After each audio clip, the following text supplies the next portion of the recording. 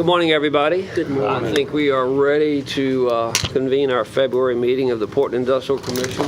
Thanks to everyone for joining us on a beautiful February day. At least it's not raining today. So, before we get going, we have a new commissioner that's joining us, and I'd like to introduce Mr. Ron Peterman and thank him for devoting and dedicating his time to be on our commission. And Ron, if you don't mind telling us a little bit about yourself. Okay, well, I've lived in Portsmouth for 15 years. I lived down in the old Dukedale Plantation House there in Cedar Lane in Churchland.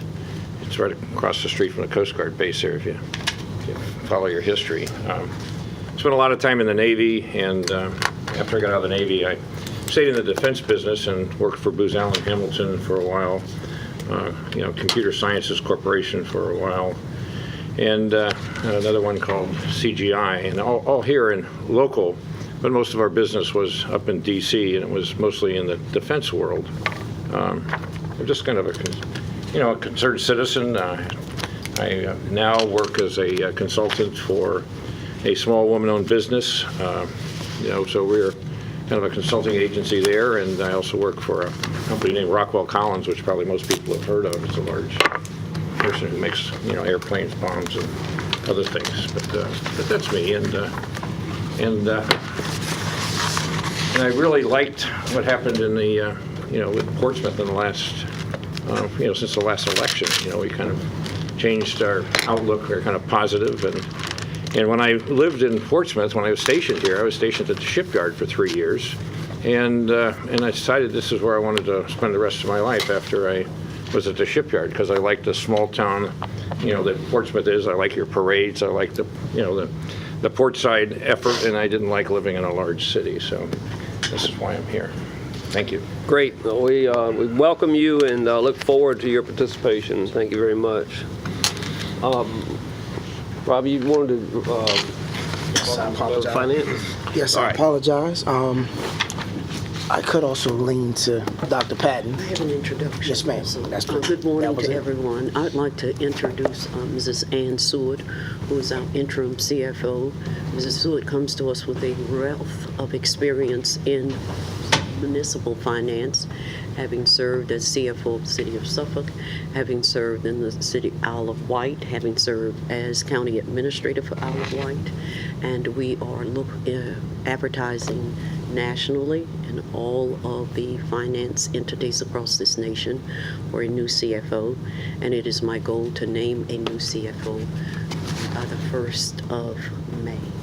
Very well. Thank you very much. Wonderful. Welcome to you. Thank you very Appreciate much. you being Good to be here. with you all. Okay, with that, we'll go ahead and officially convene, and we need to have a roll call, if you would, Rob. Yes, sir. Mr. Barham, Here. Mr. Bento, Mr. McGuire, Here. Mr. Peterman, Here. Mr. Reineberg, Here. Mr. Toops, Here. and Mr. Wallace. You have a quorum. Okay, thank you. The record should reflect that Mr. Wallace and Mr. Bento are out of town traveling, so we'll miss them today. We did not have a January meeting. I think everybody's aware of that, so we have a number of items here that need to be approved for the record. Now, I've got 3 sets of minutes. Is that right, or is it just 2? 2. Okay, because there was one little small thing here about the, the port presentation. So anyway, what we do have is we have minutes from the December 19th meeting that we had, and then the joint meeting that we had with the EDA, same date. I presume everybody's had an opportunity to review these minutes. Is there any discussion? Any changes need to be made? Right. All right, so we have to approve both of these individually, and I will start with, the one that we had at 8:26 a.m. If I could have a motion to approve these minutes in a second. Motion. Okay, second? Second. Okay, all in favor, say aye. Aye. Great. Roll call. Oh, yeah, roll call. At least once a month, we try to roll through that, Mr. Barham, Yes. Mr. McGuire, Yes. Mr. Peterman, Yes. Mr. Reineberg, Yes. Mr. Toops. Yes. All right, motion carries. Okay, very well. And then again, the second set of minutes, and this was the one that we had the brief PowerPoint for EDA, I believe. And if I could have a motion to adopt those minutes. So moved. Okay, second? Second. Great. All right, Bob McGuire, second. And Mr. Barron, Yes. Mr. McGuire, Yes. Mr. Peterman, Yes. Mr. Reinerberg, Yes. Mr. Toops. Yes. Motion carries. Okay, very well, thank you. Okay, moving on to financials. Once again, we have two sets of financials since we did not have a January meeting, and was Ms. Blackford going to take care of that? Okay, so we'll start with the December financials. Yes. Okay, please go ahead. Start with the December. Good morning. Thank you. As of December 31st, 2017, the total net position was $504,709. Total revenues for December was $300, and total expenditures was $110. This resulted in a net loss of $190. The ending cash and temporary investment balance was $1,050,711, and that's the end of the December's financial report. I just ask a question. On top of Yes, it, sure. it says unaudited statement of net position. What does that mean? Okay, which means that it has not been audited by the external auditors. That's usually done at the end of the fiscal year. Okay. Yes. Yeah, I think you'll see that all year long, Yes, until it's audited. Yes. but you probably will also see that our financials do not change a whole lot from month to month. Yeah, it's very, pretty much straightforward. Okay, that's fine, so I will need a motion to accept the December financials as they have been presented. Motion. Okay, Mr. Reinberg in a second. Okay, Mr. McGuire? And Mr. Barron, Yes. Mr. McGuire, Yes. Mr. Peterman, Yes. Mr. Reinerberg, Yes. Mr. Toops. Yes. Motion carries. Okay, very well, thank you. And Ms. Blackford, if you will go through the January financials. January's financial statement. As of January 31st, 2018, total net position was $1,504,396. Total expenditures for January was $97. Total expenditures was $410. This resulted in a net loss of $313. Ending cash and temporary investment balance was $1,050,398. Okay. What was the $97 expenditure for January? Okay, for January, this was, it was not an expenditure, it was an Income, sorry. Income. investment income Okay. from the town bank's account.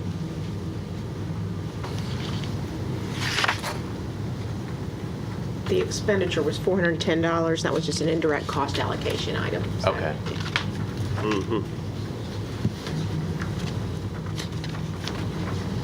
Okay, any other questions on the January financials? All right, once again, I'll need a motion to adopt them in a second, please. So moved. Okay, Second. Mr. Toops and Mr. Reinberg. All right, Mr. Barron, Yes. Mr. McGuire, Yes. Mr. Peterman, Yes. Mr. Reinerberg, Yes. Mr. Toops. Yes. Motion carries. Okay, very well, thank you. Staying on the financial side, as you all are aware, Captain Watkins, his term expired in December.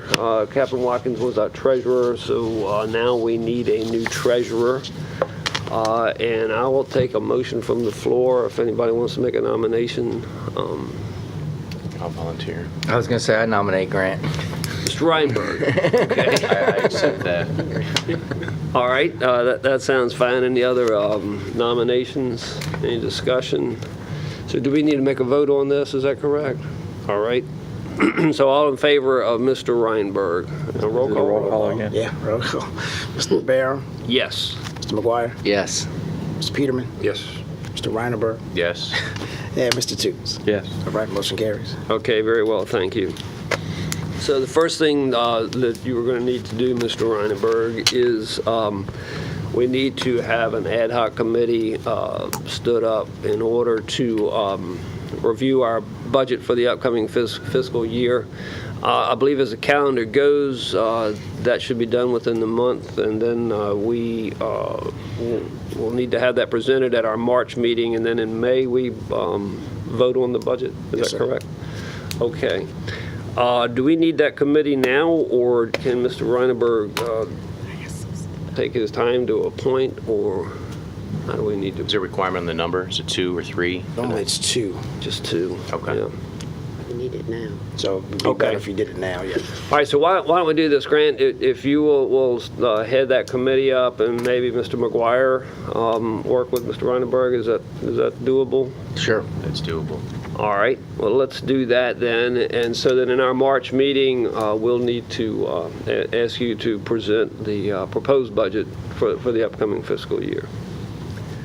Yeah. Okay, that was easy enough. That was Right, easy. while we're talking budget, we've announced that the city manager will present her budget on March 26 at 4 p.m. And we're stressing that because usually the time is 5 p.m. But because it's Holy Week, council determined that we would move it up. And we will not have a meeting on Tuesday, March 27th.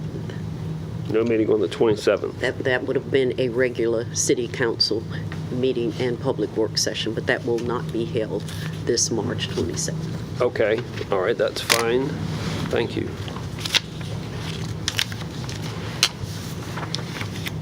All right, then let's move into old business. Is there any old business at this point? All right, I'd like to mention one thing. I think this is old business, and it may be stealing your thunder. I'm not sure.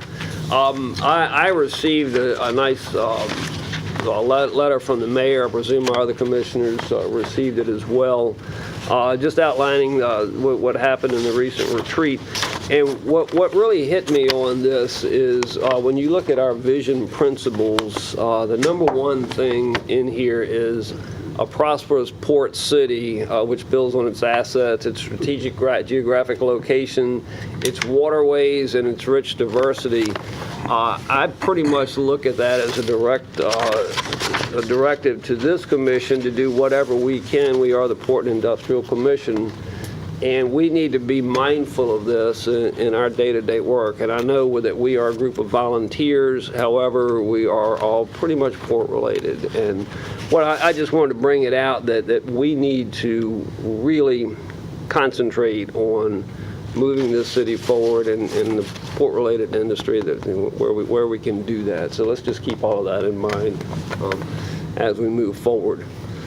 And that's all I have to say on that. So. In that same vein, Mr. Chairman, and that's probably for you, Dr. Patton, the strategic plan that the city has been working on for quite a while, in order that our efforts nest under that long-term vision for the city as we move forward, do you have a timeline on when those results will be briefed out to either this commission or the city writ large? Are you speaking of the Bill 1 Portsmouth Yes. comprehensive plan? That plan should be completed, and it's been now about a year and a half that the planning department, working with consultants, launched that re-evaluation and a re-establishment of the plan, which is every 5 years. So we're looking forward to be completed by June. Once it's completed, and I just read in our minutes where you, I think, asked that Mr. Sweats and Mr. Baldwin, once it's completed, come back and have a presentation to this board, and we will schedule that. Thank you. I just think that'd be very helpful because, there's a lot of independent bodies in the city working with, great intent, and if we can all unite under, a plan that kind of keeps us all moving in the same direction, I think that'll be important for us moving Absolutely. forward. Yes, so we will have that scheduled. Thank you. And in the same line, Mr. Chairman, what I'd like to suggest, and I'll make a run at it to present in a month, would be an outline of potentially how this commission, potentially working with the Economic Development Group, we have a long term of Craney Island, which is going to be a major intermodal terminal added to the city. Right. And if we look and start to have kind of a long-term vision of potentially how we could start packaging some property potentially up towards that area, or just start thinking and have a vision so that as that's moving forward, that the city has potentially property that it can market to, maybe not a 3 million square foot thing, but if somebody needs 250,000 square feet, how do we help to reinforce what will be a coup for the city? Right. But so that all the development for it doesn't go to Suffolk or places like that. No, And absolutely, I agree. And if you can start putting what that I'll do is I'll just have kind of a one-page statement, essentially, that says, here's potentially, and look for feedback. I'll send a note out. I'll send the draft out ahead of time, so it's not just showing up and nobody's seen it. But this body has a lot of power if it chooses to exercise it. Absolutely. And if we start thinking ahead, not just by ourselves as a Lone Ranger, but working with the city, in 5 or 10 years, as this thing's moving forward, all of a sudden, we're positioned well. And I think it's in our interest to help the city be positioned well so that some of those breadcrumbs that fall from that fall into Portsmouth and create jobs and prosperity here versus Suffolk says thank you very much. Right. No, And I again, think Suffolk's a that's great city, but Right. does that make sense? 100% it does, and that's the direction that we need to be moving in. What fits within the overall what the mayor's saying and that too. Right. So We don't have large expanses of waterfront to develop, but we certainly can look through in the backyard and find some of these and things. especially with time, and we have some, to start saying, here's an area that makes sense. And again, not working independently, but working within the city to say, if we have a 5 or 10 year plan, all of a sudden people say, how'd they do that? But we've got to start now because to me, the city has underdeveloped areas. And if we think of that and work within the city as a whole, we could do something really good. Okay, well, I think that's a wonderful suggestion. I appreciate you volunteering for that, and let's get started with that and take Make a sure look at it this coming month. Okay. That sounds great. Mr. Okay, yes, ma'am. And I applaud Mr. Toops for sharing with us his desire to move forward and putting something on paper as a vision. It is not by happenstance. This city is 266 years old this year. And it is not by happenstance that the Port of Virginia, that VIG and others are in Portsmouth. Right, Portsmouth correct. is strategically located. And we are referenced it just in the last couple of days as the center of the universe. Because as we look to the future, and I'm talking about with it, none of us will be around the table, but I'm talking if we look 50, 70 years out, this city will be dominated by shipping, the port. And as I was coming across the Churchland Bridge a couple of weeks ago, just looking over the community, and I said, there'll come a time everybody, every household is connected somewhere to the port or shipping. And that's what, as cities change and evolve, and it was no accident that when John Wood in the 1600s saw the timber and said, this is where I want to put this shipyard, and the deep water that was there 260-something years ago. Exactly. So I think this commission has just great potential in helping us to move forward with irreversible momentum, that when all of us are gone, the city still moves forward. But it starts now of us working toward that future. No, absolutely. Thank you very much for those comments. I agree 100%. We have a mandate. Yes. We need to pick it up and move forward. Right. So let's all keep that in mind. One final piece of old business. Keep going. Has there been any further dialogue with the Navy regarding the piece of property? The piers. Yes, the piers. I don't know that there's actually been dialogue, but that is still very much in the forefront of what we've got going on. We do, in fact, we had a brief conversation about that, and we do last week. intend to reach out to the Navy again to get that on the calendar.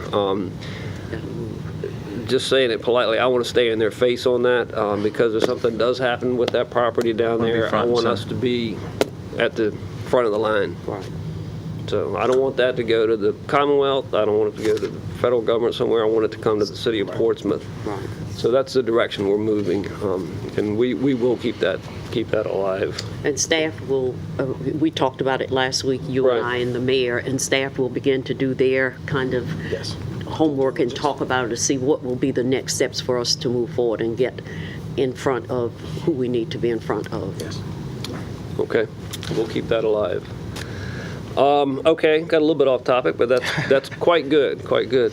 Rob, I'll turn it over to you. You had a couple of items here. Couple items. And actually, we are not off topic. We are on topic. This Okay. morning, we're going to talk about a couple of things. As far as new business is concerned, first, let me say that our state of the city, as we talk about our city and we talk about the growth and potential and where we're going, the state of the city event is actually scheduled for Friday, April 6th at 12 p.m. As customary, the PPIC has a table. And that table has space for 10 individuals. So if all 7 of the commissioners attend, then there's still 3 spaces available. Certainly look for your input as to who you would like to invite potentially to sit at your table. Okay. So we would look to that as sooner rather than later so we can make the invites. But certainly you all have a table, the EDA as well, and then the Economic Development Office has a table. But I would like for you to put that on your calendar, and I'll have Ms. Ogilvy send out a calendar reminder as well. As we talk about, again, next steps with this body, certainly it's not on the new business agenda, but I certainly would like to talk about next month's meeting. And one thing I will say is I've spoken to Chairman Barham, and we want to make sure, this body, while it does great work, does not meet as consistently as I think all of us would like for it to. So we are working as a staff to make sure that we are looking at agendas at least 2 months out and not just, next month. So we are already into March's agenda.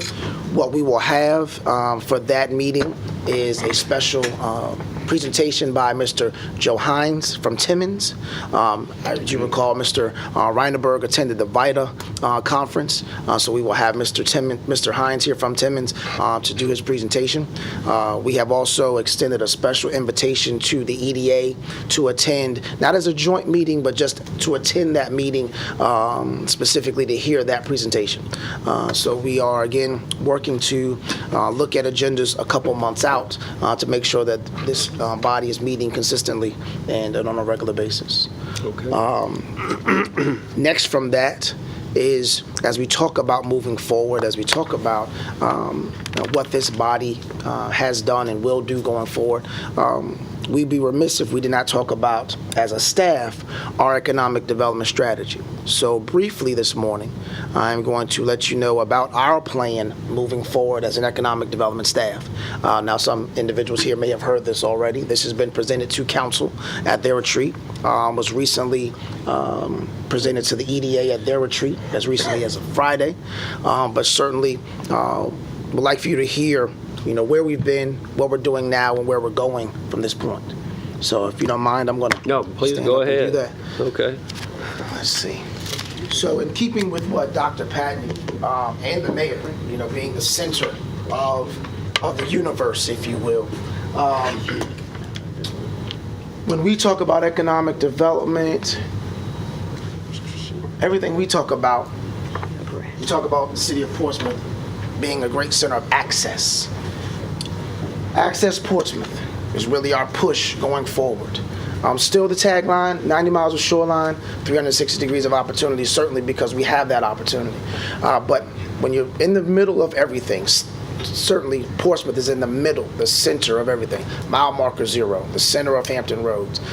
You're looking at access to everything from a lifestyle to mobility, because from Portsmouth you can get anywhere, 264, 664, 64, 464. When you talk about access to customers, from Portsmouth you can reach 128 million people in a day's truck drive.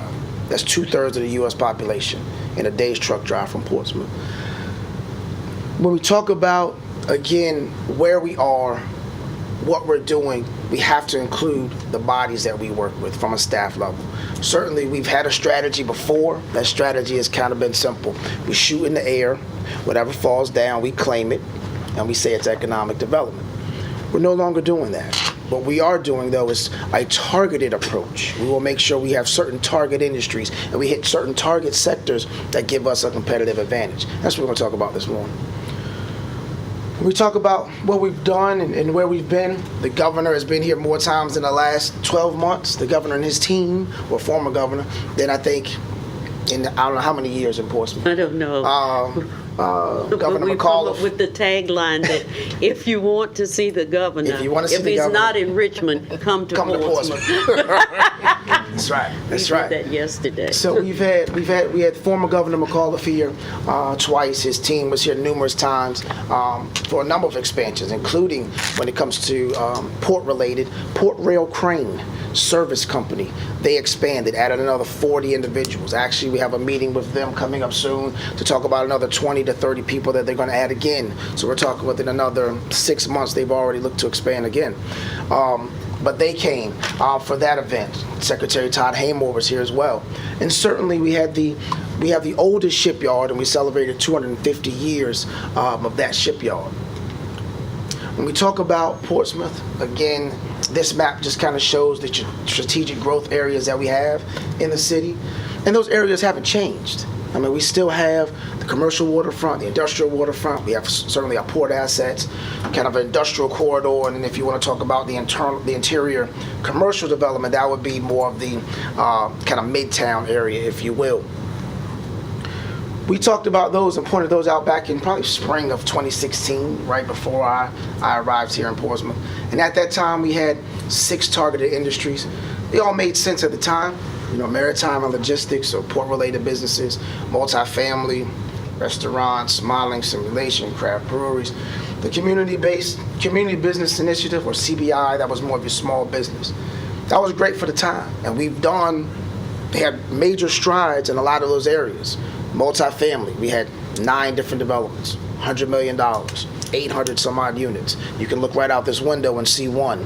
You can see potentially another here with the North Pier site. And we're at about 87% occupancy, total for those units. We have a couple that are actually 100% occupied. That's great, right downtown. So since we had success in these areas, again, we talked about the multifamily, craft breweries. Certainly we had Momac Brewing, which was our first brewery. That was out of Churchland. We had Legend, which is the expansion of the oldest microbrewery in Virginia. Then we have also a micro distillery, and we have a wine bar. That's leave out the wine connoisseurs. Now, Dr. Patton has heard me say this. Numerous people have heard me say this. I have to say, I know we have all of that alcohol. The city does not necessarily condone drinking, okay? We just say that if you do it, just do it in our city. We also have Uber and we also have Lyft, so that you're covered either way. But having that success allowed us to now take a step back and look at what should we be focusing on going forward, okay? So we've come up with these 6 target industries, again, that we feel like we have a competitive advantage in, that we can actually and actively do business attraction, focus on business retention, keeping the businesses that we have, bringing in some new businesses, and at the same time help with expansion. So we're looking at maritime and logistics, small business, advanced manufacturing, which is new. We haven't really had manufacturing at all, but to focus on that advanced manufacturing, high-paying jobs, modeling and simulation, retail. When we talk about retail, we're talking about specialty and destination retail. So if there's something that we can bring into the area that no other city in the region or locality has, that's that specialty retail. And then information services. That's more of your catch-all. So that's everything from data centers to back office to shared office space, call centers, things of that nature. Does retail include tourism? Retail, it does, but again, and that's, again, when we talk about retail and tourism, again, if we have that specialty, that destination, certainly. But from a standpoint of tourism, we have a marketing and a tourism division of the city that handles that aspect. Economic development is not necessarily into the tourism business. We talk about 2017. Again, we'd be remiss if we didn't talk about VIG's continued expansion. We're talking about the expansion of the crane purchase, 86 cranes, the largest crane order. Again, that caused companies like Port Rail Crane to expand. We have a new company coming into Portsmouth. I'll let the cat out the bag a little bit, but Kalmar, another crane company, will be here in Portsmouth taking down 19,000 square feet. You should hear an announcement coming for that by the end of this week. A press release will be coming out, but that will be a very large event that we will certainly invite you all to when we have the kind of ribbon cutting, if you will. Then certainly we have what we call the Portsmouth Logistics Center, commonly referred to as the Interchange Building, 200,000 square foot distribution center out at the former Gwaltney hot dog plant site. That just opened January, actually received their CO January 2nd, and potentially, we're still keeping fingers crossed till the ink is dry, but that could open full with no space available. That's a good and a bad thing. It's bad because every time we have a large requirement for a lot of space, we always set them. But at the same time now, what we're doing is we're saying, you've been successful, you should build some more. Certainly we talked about the residential, and then again the retail. We've had a number of, I'll say the adult beverage locations, and then certainly we've had some new restaurants, whether it's been Panda Express, some new little shops downtown, things of that nature. When we're talking about economic development, we've got a couple tools in our toolbox. Certainly our EDA has a local incentive program which focuses on facade improvements, interior build out, safety and security, things of that nature. Then we also have, one of our primary tools is the enterprise zone. We have two zones. Zone 1 is more commercial. Zone 2 is more industrial. For example, the Interchange Building or the Portsmouth Logistics Center, they took advantage of the Real Property Investment Grant. So they're looking at potentially receiving up to $200,000 from the state just for doing what they were going to do anyway. Okay, they made that actually almost $13 million investment. They're eligible for that grant. We've had success in other areas. So for example, especially in the area of technology, there's a company by the name of Simis that was recently downtown. Actually, it used to be at the Town Bank building. They have expanded, added another 50 employees, doubled in size via square footage. And they moved to the Mast Center out at the Tri-Cities Center at the kind of the hub of Chesapeake, Suffolk, and Portsmouth. They're in Portsmouth still. But that area has kind of become a little hub, if you will, for technology. So staff being proactive, economic development has gotten with IT, who's gotten with the assessor, and now we are looking to propose a technology zone, which will provide tax incentives and tax breaks for individuals that are technology-based. So as long as 50% of your business is technology-based and you locate here, we're looking at providing a tax incentive, okay? When we talk about economic development, certainly we have to talk about the key sites. Certainly, PPIC has some very key sites on the waterfront, still in development, but certainly key sites. The EDA has key sites. When you talk about downtown, you look at what could be an office/government building, former Sports Hall of Fame.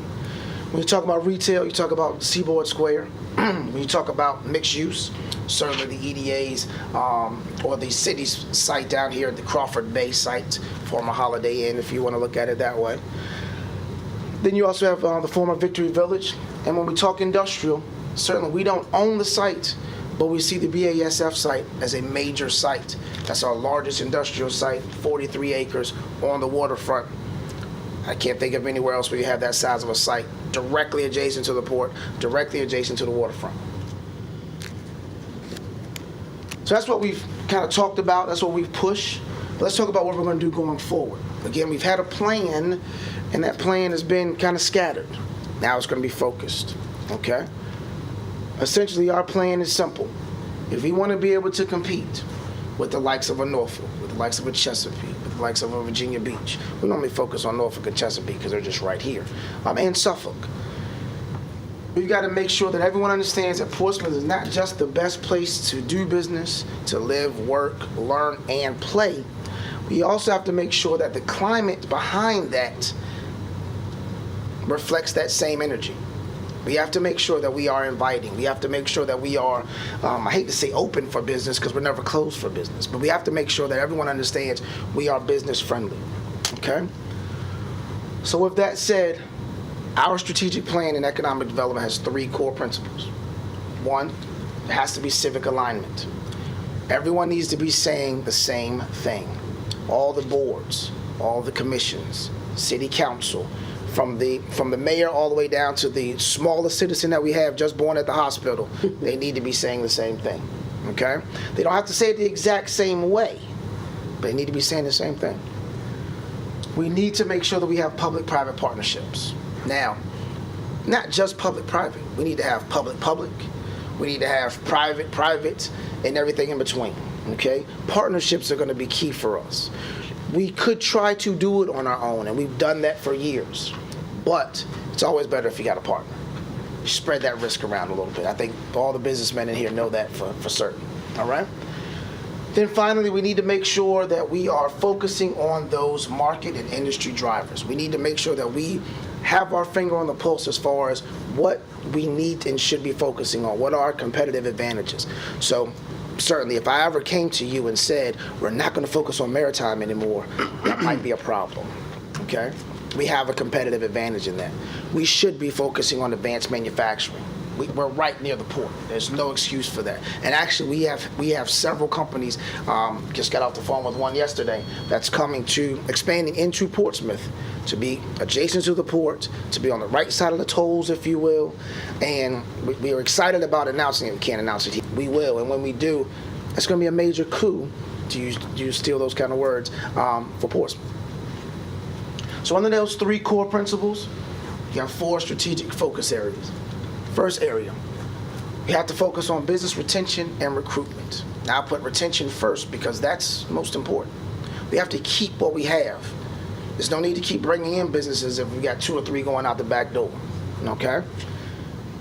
We also have to make sure we have a business-friendly environment. We need to have a clear path on how to start a business, how to keep it open, how to expand, who do you talk to? You know, you don't want us to come downstairs and we send a business in 5 different directions to start a business. It seems like it's harder to open the business than it is to keep it running, okay? So we need to make sure we stay focused on that. We need to make sure we focus on infrastructure, and that's not just roads, okay? One thing that people will always say about downtown is it has great walkability. That is infrastructure. Okay, so when we're building up this multifamily, we want to make sure there's some amenities, whether it's high-speed internet. That's not even an amenity anymore. That's a necessity. Businesses can't operate without high-speed internet. Now I just saw that AT&T is bringing in the 5G to 3 different locations. And while people are all excited that Netflix will be just super fast now, that's not the case. Businesses actually will benefit more from the 5G than anyone else. Okay. Then lastly, we need to focus on workforce development and talent recruitment. That's just as big as retention. That's probably the biggest component right now of economic development because there's no need to create a job that you cannot fill. Okay? When companies come, especially from outside of the region, they are not looking at lines. They don't come in and say, I need to be between this line and this line. They say, I need to be by this talent. Where is this talent pool? Where can I pull this from? So if we can make sure that we have the right talent pool and the right workforce, we're golden. And we'll talk about that a little bit later. Be remiss if I didn't talk about staff. I have the smallest, but the best staff you could ever have, okay? Right now, you're looking at half of it, or 2/3 of it. Myself as the director, Mr. Camardella as the business attraction person, business development manager attraction. We are here very shortly interviewing for the business development manager retention. That person will focus strictly on retaining businesses, meeting with businesses every day just to make sure their needs are being met. Now, we also will do the same thing. Our goal, just so you know, on tape, is that we are, myself and Mario, 20 businesses a month, 20 existing businesses that we have to meet with and touch to make sure their needs are being met. Now, the other individual, again on tape, hopefully they're not watching, will have to continue to meet with more than 20 individuals a month, but that's the focus, okay? We're also looking at adding I like to say a junior position, but an economic development representative position in this fiscal year to kind of provide support to the development managers, to give us some research opportunities, things of that nature. Then you'll also see on there the workforce development specialist. When we talk about our workforce initiative, we have spoken to Dr. Patton, and as part of the budget, we are introducing a new initiative to council with regards to our workforce. Now, I did not skip my executive administrator, Lee Ogilby. Lee is the backbone of our department. Lee is actually the director. You know, I'm just their face. Lee has been here 18 years. She knows where all the bodies are buried. Everything's, she knows it all. If you need to know anything or get on my calendar or know where I am, if I need to know where I am, I talk to Lee. Okay? Lee is it. But and that's just my direct staff. Now, I will say, again, I have some of the best staff and some of the best partners because Ms. Blackford here has been with us for, a good year now, and she's consistently been at these meetings. She provides you all the financials. When she asks about the financials, I just turn, when you all ask, I just turn and look at her. I don't even have to say anything. So that's some of the best staff, and we have the best partnerships. Working with Bob Baldwin and his team, working with James Wright and his team. We've made some significant strides in the last year. Let's talk about our workforce initiative. One thing about when we put together PowerPoints and we work on initiatives, we have the opportunity to get some great pictures. I just want to put that out there. Our workforce development initiative is simple. We want to make sure that we align resources, people, and policies. As it was mentioned earlier, I think Mr. Reinenberg stated, you have several different groups doing the same thing in 5 different directions. That's the same with workforce. If we can have everyone doing the same thing or in a focused area, get a lot more done. We want to bring together multiple workforce-related institutions. Again, bring together the Opportunity Inc., bring together the ODUs, the TCCs, those folks. We want to make sure that we can develop and measure common indicators. We want to make sure we can benchmark what we do and the successes and the losses, okay, because we will have some. And then we want to make sure we use those to overcome the barriers that normally affect workforce development. So when we put that together, we have that focus and that strategy. Economic development has come up with a new kind of workforce development strategy, and we are calling it Hire Portsmouth. HIRE stands for Helping Individuals Reach Employment. The focus of this is to basically, again, keeping it simple, we want to align the employers with the job seekers. We want to make sure that the individuals that go for those positions are trained to the point where they are ready. So it's not just, I need welders. I'm going to use welders as an example. No, what type of welder do you need? Does it need this certification? Let's make sure we have welders that are certified to that point, okay?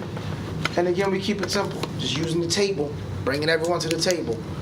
City of Portsmouth will set that table. Economic development, our workforce development specialists will set that table. Bringing together Portsmouth Public Schools, that's the start of the pipeline. That's not the only pipeline, but it's the start of the pipeline. Educational institutions, again, ODU, TCC. Workforce development partners, Opportunity Inc., Goodwill, individuals like that. And then the major employers. Again, everyone's sitting at the table. I use the example of, and it's not just for individuals that are unemployed, this is underemployed as well. So those incumbent workers, and all of you all pretty much are businessmen here, at the end of the day, when someone retires, you normally have hundreds of people retire every year. Let's say you have 10 people retire.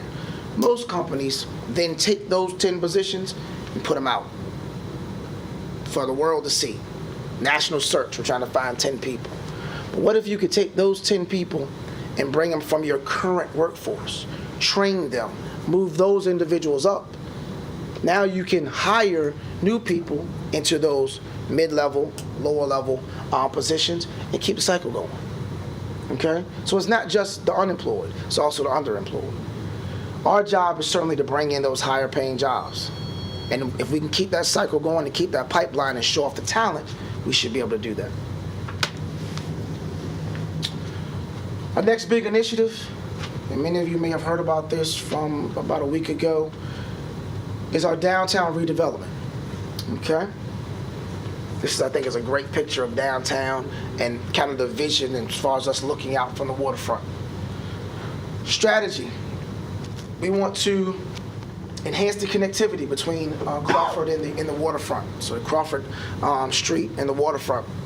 We want to enhance the value of those opportunities and the development of those opportunities for redevelopment sites, improve stormwater, increase the daytime population, minimize, if nothing else, the footprint of the city downtown.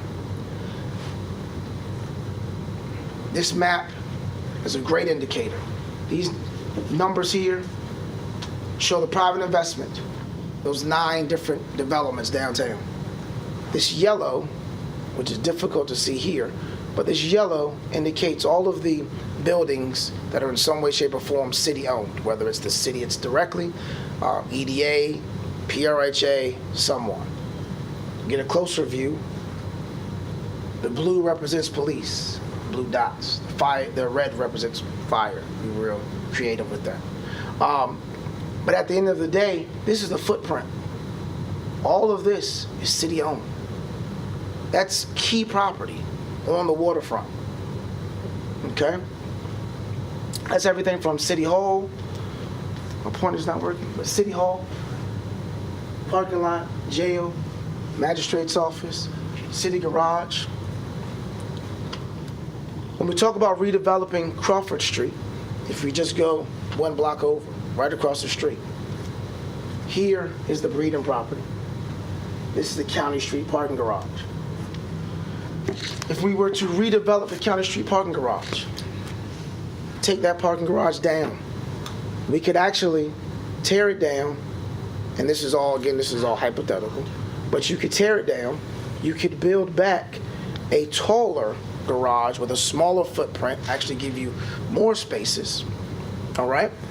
What that does is it gives you an opportunity, this being the Children's Museum, you could bring Middle Street through, still as pedestrian, bring that through. This opens up an opportunity for a developable site here. If you wanted to continue across County Street and bring that Middle Street down, again, pedestrian-wise, that now creates 3 other sectors here. You could duplicate Breeden if you wanted to. Then that gives you the opportunity for 2 additional mixed-use sites, all by making and knocking down a couple dominoes. Those were streets and they closed them off. And if you look at the waterfront potential, same thing. Here's City Hall, or what would have been City Hall, now potentially some type of residential office component. This would be the parking lot. This would have been the jail. If you took County Street, took down the jail, took County Street and brought it through, you could turn this parking lot into an amenity, into what we call a stormwater park. All right? Now, the benefit of the stormwater park would be 2 things. One, it'd be a great amenity to walk your dog, do all those great things. But at the same time, when we're looking at developing downtown, you'll need those stormwater credits to develop the site. We go ahead and actually have that done. This now opens up 2 additional spots here. Okay? And this is all just an initiative. This is all a thought process as we look to redevelop our city, as we look to make changes and bring an excitement downtown. And we just recently had a public meeting about it, and we've had some great excitement around this type of development. And we're excited about it. The opportunity to, again, relocate, reuse, and utilize the value that we have downtown. All right? But I'll leave you with 5 best practices for staff. This is what you can expect of staff going forward. Yeah. Again, we're going to align key stakeholders around a common vision. We are going to know and develop our available sites. There's no need to have sites or acquire sites if we don't know what they are and what the value of those sites are. And that's not just your sites, that's EDA as well, and all city sites, city-owned sites. Economic development will assume the role of gatekeeper. So if someone comes in and says they want to start a business in Portsmouth, they should be coming to us. That way, if nothing else, we can shepherd them through the process. All right? 4, we're going to implement, again, a business retention program. As soon as we get that person, that's what we're doing. That's going to be our main focus in keeping the businesses that we have here in Portsmouth. And then finally, we're going to benchmark and be able to show you all of that. Good, bad, or indifferent, we should be able to show you that. I can tell you, I don't know what we did in 14. I don't know what we did in 15. I know what we did in 16 because I was here part of the time. And I can certainly tell you about 17 and 18. We have made great strides. We've done in 17 about 5 times what we did in 16. And just now, in the 2 months that we're in right now, we're poised to do 5 times that if we can make everything happen the right way. So at the risk of being asked some weird questions I can't answer, I will certainly open it up for questions. A question, just a comment. I'm really happy to see the, specifically the city properties and down here, downtown. It's something I've thought since I moved to the city years ago, that, you know, historically, you anchor the city and you know, with the city hall and police stations downtown, but that trend is long past here, and although very expensive, that is the key. I mean, that is our key property down here, you know, the jail and the old courthouse and everything else. So I'm very happy to see that you have that same vision, or at least you're talking about it. We found documents that the city hall was only supposed to be on this property for 5 years, which we couldn't believe, but we understand it based on some of the issues that we are having with the buildings. You know, this is a duplicate building back here. Right. Well, some of you were here when the entire facade of City Hall was taken off. It took us 2 years, all the windows, everything. And that's because it wasn't built to be a building to stay here 50, 40, or really 30 years. So we're moving in the right direction. My first time to come to Portsmouth was 1975, and this was a combat zone. I mean, I'd rather be in Vietnam than here, just because this was such a terrible city. And I think part of the building the courthouse here was to tear all that stuff down. Yeah, they said it was wharfs And it was kind of an incremental plan. Yes. I mean, it was terrible. I mean, I was at the shipyard on a ship, and it was like, don't park your car outside the gate because it would be gone in the morning and it would be in pieces. But I have 3 questions. Yes, sir. First one is you mentioned economic incentives. Where do our economic incentives stand up to the Chesapeakes, the Virginia Beach, and the Norfolks? Well, let me say this. You really can't even compare the 3 of those because they're all done and handled in different ways. But I will say this. Our city, we are frugal. We are strategic. We have the ability, if necessary, to provide incentives based on strong job creation and investment. That's like any other city. Now, other cities certainly do have mechanisms to fund their incentive programs. So, for example, Chesapeake utilizes the cigarette tax to do their program through their Economic Development Authority. But I will say that to this point, we haven't had to do a number of incentives to bring in these businesses, to bring in interchange. You know, our enterprise zone, which not a lot of cities have, only a few in Hampton Roads, we were able to utilize that, and that's a partnership with the state. So we haven't had to, you know, dip into our funds, if you will, to provide those incentives, but the ability is there. You know, why I ask is, you know, I guess, you know, the Norfolk Naval Shipyard, you know, is the maintenance capital of the United States Navy, and it is. And they're getting ready to spend $4.1 billion to recapitalize that shipyard. You know, and all the businesses that I work with or deal with are located in Norfolk that service the shipyard, are located in Chesapeake, down an Independence Circle down there because of the economic incentives the city gives them, or they're in Virginia Beach, or they're in Norfolk. And And, you know, I personally tried to open an office here, and I couldn't do it. It was, you know, because the bottom line is the bottom line. If it's cheaper to move to Chesapeake, you move to Chesapeake. So there's 80 people working in that office now that support the people that are working here at the shipyard. And then when I was working at Booz Allen, we were supporting the medical center, and all those people are in Virginia Beach, all 400 of them that support. You know, so I guess, you know, and it was all economic incentives that caused us not to move. You know, and so I guess, you know, that was the question, you know, as to where we stack up, and you know, maybe we don't need to, but it seems to me like we do.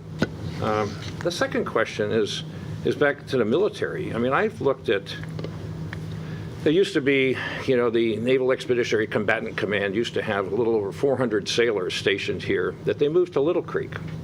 You know, and they spent millions and millions of dollars on capital investments in Little Creek to move them when they had all that stuff here. And I didn't see it on your strategic plan that the military was important, you know, keeping them here or growing their presence here. And then they opened up Marmac, which is, you know, the maintenance facility for everything on the East Coast north of Charleston. And they moved it from here to Norfolk, to NOB Norfolk. And I guess I'm just wondering if you're not missing you know, by not having the military on there is to have them bring their businesses here instead of moving them out. And when we were talking about the excess real estate, maybe they ought to be filling it with stuff instead of emptying it, was my second question. And then my third question is, I used to have an office at the shipyard that overlooked the, you know, mile marker zero, basically. And I watched thousands and thousands of boats pass by every day. And I'm a sailor myself, and I have a boat, and I just think of the tourism that those guys could spend. I mean, those are all rich people that spend money at hotels, and if they want to stay there, or supplies or whatever. And Ocean Marine here is really the only thing that attracts them to Portsmouth. I just wonder if tourism, again, I know I said it earlier, shouldn't be on your list of priorities, because this is, I don't know if you've ever been to Alexandria, Virginia, but back in the old days, the ships left Portsmouth and went to Alexandria. You know, that's where they went. And you go there, and tourism kind of merges with industry, and it just seems like we could be either Annapolis South or Alexandria South, or if we just wanted to make that important to us. And that was my three questions and my homily. Go ahead, Dr. Patton. Yeah, I'd just like to say that the city is very engaged with all of its military partners. We're one of the few cities in recent, and it's just been this year, that we're very close to signing a compact that includes not only the Navy, not the Coast Guard, but every installation that is in Hampton Roads, who has been meeting with us over a year. And we have been working with a team out of, is it England, out of Florida? What's the name of the team, the Matrix team? Sure. Matrix Consulting. Matrix Consulting, that the Secretary of Veterans Affairs for the state, who's now out of that position, who came and met with us and met with the Military Affairs Committee and worked with us to establish what we are establishing. If there's any situation that involves the Navy of which we are to make comments in a letter, or the mayor is engaged, no different than the issues right now of the offshore drilling, which is a critical issue that has not gone away. There was a very large meeting just last week, of which there were some Portsmouth citizens in attendance, and we had Mr. Jones there, but we were pretty much well represented at that particular and critical meeting about the offshore drilling. And I don't think that many people, businesses or entities, are sure that the port is very much aware or as engaged as they should be. We're getting ready to have a resolution that we're going to put forward. Mayor sent in a letter, and so we work very, very closely. But many of the decisions, as Captain Brown lets us know, and we talked with him often, those decisions are not made by he or anyone over there. They're made in Washington, and then they're passed down, and then we are asked to engage. But to move a ship or entrepreneurship is not something that the city can be out front, but the city is engaged in the issues that relate to and impact all of the installations around our city. And as far as tourism, I believe I'll lead to Dr. Patton. There is a new tourism. We're advertising for a tourism director right now. But that's not under economic development. No, it's not. So that's why it's not included in our strategic plan. The basis of our plan is job creation and investment, business investment. Certainly, we are also, when we talk about partnerships, we are also partnering with the city of Norfolk, and we are engaged in what is called the Elizabeth River Compact at this point, where we are partnering with Norfolk when it comes to economic development and tourism. So there's an opportunity to share and capitalize on that revenue that is available between the two cities. As Dr. Patton likes to say, we're only separated by a liquid street. That's it. So at the end of the day, we should be working We're supposed to together. get a bridge. That would be great. So while our plan doesn't specifically call out all of those things, we are behind the scenes dealing with those things. Yeah. Great. Any other questions? Very good. Rob? All right. Thank you very much. It's a wonderful presentation. Ron, I would have to say thank you for your valuable questions. It is clear to me that you do have a feel for this, the military side of businesses that we need to attract. So I encourage you to work closely with Mr. Moore and see if we can't push that forward as well. So I thank you for that. And what we just handed out was the actual strategic plan. So it is more in-depth.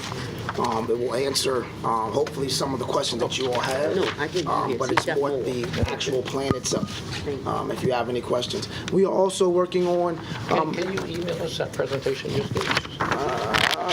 yes. We are also working on a new website. It will be called accessportsmouthva.com. It is our new economic development website. It is actually up. Now we are still kind of tinkering with it, if you will, but it gives us a new presence on the web, a new digital footprint, if you will, and we think it will give us certainly some more advantages as we showcase our city. So. Very nice. Okay, thank you very much. So this gives us a lot to do, a lot to look forward to, and certainly a pretty full plate of what's coming up. A couple of things that I had thought of, a couple of things that have been brought to mind. We had that great joint meeting with EDA back in December. I think we discussed that we would like to try to do that twice a year. Maybe put that on the agenda for May. Hopefully not too far beyond that because people get into summer vacations and that type of thing. That's something that we can think about. Also, I believe last year we took a tour of the PER properties and the school board property. If we could get that on the calendar at some point, just to do sort of like an annual visit, see what the progress is down there. It's great to have a set of eyes on what's going on versus just hearing somebody talk about it. So let's do that if we can. And I think that's all I have right now. I'm sorry, Dustin, do you have any report from the Port Authority? Or? Just you saw the new RMGs that came in, so we're getting those up on our first RMGs of what? rear-mounted cranes, rear-mounted gantry cranes. They're the ones that automatically sort at VIG. The ability of those to come online or give us the ability to shut some other lanes down and repair some. They've been going nonstop since they pretty much got into existence, and we're going to be getting our second shipment of 6 coming in. I believe it's in April, late April. So we're continually growing VIG, and we already have established a bundle of railroad tracks on the north side that are getting ready to go on with our CRMGs, which means they turn the crate sideways and be able to park those trucks and optimize the space. From my side, I'm the state and local government affairs, so I've been up with Sherry up in Richmond a lot. That's why I actually came down from Richmond today, so I was a little late. I apologize. We did have the $20 million in both this House and the Senate to begin our preliminary engineering design to make our harbors deeper to 55 feet, 56 in Thimble Shoals, 59 in Atlantic Ocean. And right now, the House actually put in the full cost, $330 million within capital outlay, to fund the entire project, which is pretty exciting. The Senate did not have that aspect into it, so that's my job right now, is hopefully get some of those to be able to combine and when they go to conference. But that's where we are with the deepening of the channels, which is the biggest project on the entire industry on the East Coast, to ensure that we could get those first in, last out ships. Right. I did want to kind of pigtail off you when you were talking about the Craney Island and the sites around it. Our biggest limiting factor for the port is our site development. And that's not just in Portsmouth, Norfolk, Chesapeake, Suffolk, it's the entire state. So looking forward, as you said, you have that vision, and that's what is needed not just in Portsmouth. It is needed in Portsmouth, but it's needed all over the Commonwealth. So it's great that you're already speaking about that. They've been doing that already at RMT with the growth that they're having in Richmond and being able to secure sites, having spec developers come in. So that's exactly what we like to see within local governments, within economic development partnerships and stuff like that. Other than that, I do want to say that I'm going to mention NIT briefly because we're going to the reservation system when your trucks are coming in. I tell you that because our goal is to have that with VIG in June. So there's a certain amount of spots that, in time-wise, that truckers would be coming in to reserve their spot. If they make it too early, they get turned around. If they're too late, they get turned around. It's a bit of a headache when it's probably going to first start up, but it's going to create some good habits and basically level our footprint on the roads, and that's the entire point to do so. Also, it helps us on terminal. We know what's coming in, when it's coming in, and it's not like a free-for-all. We hate to use that word, but we're prepared, and that helps terminal access, it helps cities, and it helps the truckers. So, And how is that different from what exists today? today, it's Show up. The gates are open. You get there when you get They there. show up. Yeah. So right now in Norfolk, it'll be the first 2 hours, 5 to 7, and you have I believe it's a 45-minute window, which sounds large, but it really isn't the spec of things. And then we expect to grow that from the 2-hour period to the 3-hour period, and if it goes well, we go to the 4-hour period, to where hopefully we get to a point in time when it's all reservations, and it really helps again on terminal, on our roads.